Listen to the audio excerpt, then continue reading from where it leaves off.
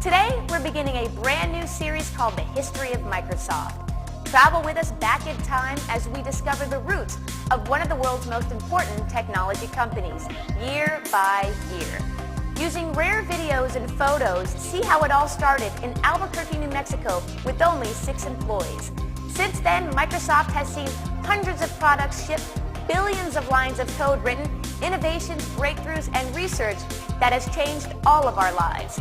Come with us now as we start our historical journey back to where it all begins, 1975. Welcome to the history of Microsoft.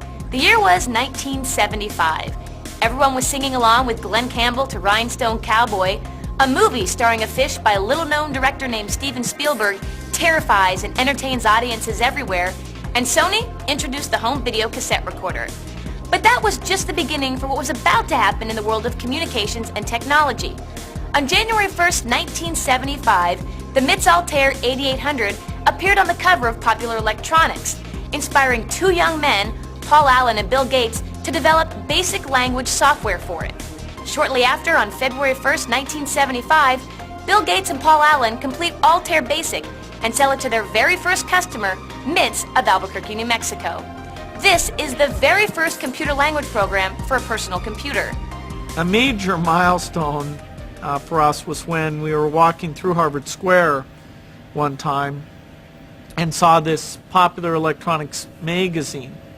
And it was kind of, in a way, good news, bad news. Here was someone making a computer around this chip in exactly the way that Paul had talked to me, and we thought about what kind of software could be done for it. And it was happening without us. And for all we knew, maybe they had some software people. They were just going to go charge off and do this thing. And so we wrote this company immediately and offered to do a basic for them. And they thought that was interesting. They called back and said, well, you're serious? We have a lot of strange people calling us, because this article received immense interest. I mean, the idea of a kit computer, even though there was really nothing you could do with it. I mean, there's no teletype hookup in the early days. There's no software for it. All you could do is use these switches, actually use them here, and key things into this front panel, and maybe do a little program that does things in the lights. Or actually, a guy named Steve Dompier discovered that because this bus is unterminated, if you're very clever about the program you run, you can get high frequency emission that can cause a radio to make interesting noises. Now eventually we did get controllers for teletypes and cassette tapes and floppy disks, that kind of thing. But in the early days, it's pretty useless. People just bought it thinking that it would be neat to build a computer. Because we'd never had the chip, just the book from Intel, if we'd made any mistake in terms of how the instructions worked, the thing never would have run. And so Paul was scheduled to fly out to Albuquerque. He decided to go get some sleep. I stayed up all night reading the book to see if we'd miscoded some of the instructions, and finally decided it was all okay, punch out the paper tape, and made sure Paul got that before he went off on his plane. He wrote the bootstrap loader, that is the thing you have to key in to make this computer smart enough to know to go get data off the teletype to read it into memory. He wrote that on the plane on the way out. It was actually 46 bytes, the first one. I eventually wrote one in 17 bytes, but anyway. And he took the basic to MITS. They had a machine they had run with 6K of memory, which for them was a big thing. And loaded it up in the paper tape. The first time, for some reason, it didn't work. The second time they loaded in, and it worked. And of course, the simulator, it's very slow because you go through lots of instructions to a single instruction. So actually, the real machine, even though it's such a simple little microprocessor, was faster than our PDP-10 simulator, about 5 times faster. And so to Paul, when it finally came up and it said, okay, actually that first version said ready. Most basics, when they're ready, they say ready. Later, when I was squeezing bytes out, I thought, well, it's faster to print OK, and it's kind of a nice, friendly word, so I shortened it to OK a little later. Anyway, so it came up, said ready, and he typed in a program. You know, print 2 plus 2, it worked. He had it print out squares and sums and things like that. And he and Ed Roberts, the head of this company, sat there, and they were amazed by, you know, that this thing worked. I mean, Paul was amazed that our part had worked, and Ed was amazed that his hardware worked, and that here it was doing something even useful. Another month passed and Paul Allen is on the move.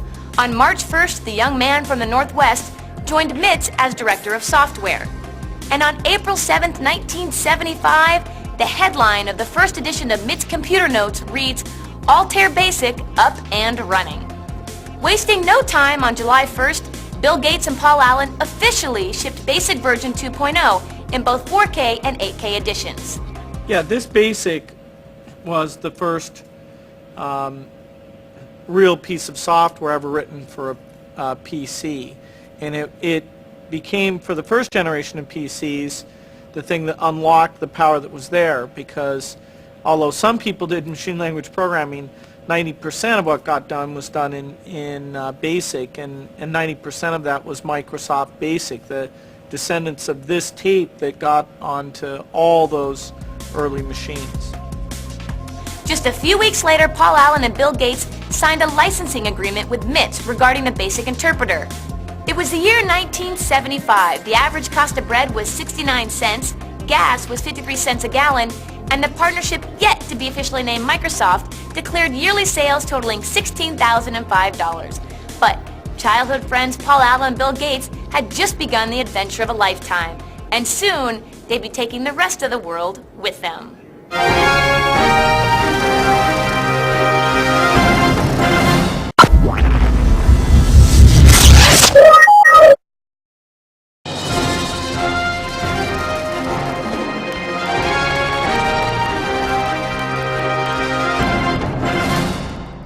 Welcome to the history of Microsoft. It was the year 1977.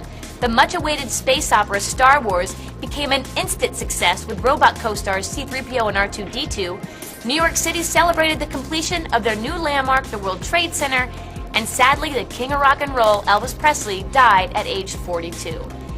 It was the year 1977, and while the U.S. began 4 years with its 39th president, on February 3, 1977, Paul Allen and Bill Gates finally executed an official partnership. That summer, Microsoft introduced its second language product, Fortran 80, at a price of $500.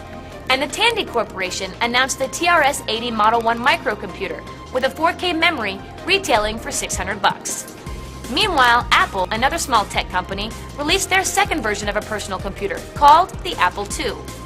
And the market was growing as Commodore business machines hit the market with the Personal Electronic Transactor Computer, otherwise known as PET. A few months later, on September 13th, Microsoft received new computers from Commodore, Radio Shack, and Texas Instruments. The Altair BASIC comes out in '75. And the next big wave is a set of 3 machines that come out in '77. The TRS-80, the Apple II that we have over here that came out actually without the discs at first, and a machine called the Commodore PET. And those were low cost, and yet they weren't kits or anything. They came out prepackaged, and they looked like they would really ignite the volume in the market. And all 3 of them went out and did very well. Several of them, when they first shipped, had basics that the company themselves did. This had a level 1 basic that actually Steve Leininger enhanced off of Lee Chim Wang's Tiny Basic. But they knew it was pretty inadequate, and so they licensed the basic from us that was built into all these machines thereafter. And they called it level 2 basic, and we even left some hooks in there so we could sell a basic called level 3 basic that went even further.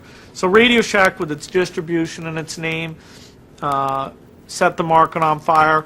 Apple, because they really went out to computer dealers and did a good job, far better than people like the MITS guys and the Insight guys were doing. They really thought of this as a market where they had to develop the channel and do new things.